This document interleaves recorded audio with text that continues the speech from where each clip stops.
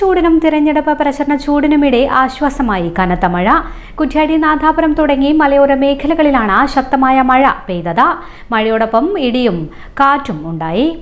ഗ്രാമീണ റോഡുകൾ മിക്കതും തോടുകളായി മാറി. നാശനഷ്ടങ്ങളൊന്നും റിപ്പോർട്ട് ചെയ്തിട്ടില്ല. ഉച്ചയോടെയാണ് ഇടിയോടുകൂടിയ മഴ പെയ്തത്. ഉരുൾനാശം വിതച്ച വിലങ്ങാട് മേഖലയിലും കനത്ത മഴയാണ് പെയ്തത്. വിലങ്ങാട് വായാട് ഭാഗത്ത് ആലിപ്പഴ വർഷമുണ്ടായി. ചെറിയ ഐസ് കഷ്ണങ്ങൾ വീണു. കുറ്റ്യാടി, തൊട്ടിൽപ്പാലം മേഖലകളിൽ കാറ്റിൽ റോഡിലേക്കും വൈദ്യുതി ലൈനുകളിലേക്കും വീടുകൾക്ക് മുകളിലും പതിച്ച മരങ്ങൾ ജനകീയ ദുരന്ത നിവാരണ സേനയുടെ നേതൃത്വത്തിൽ നീക്കം ചെയ്തു.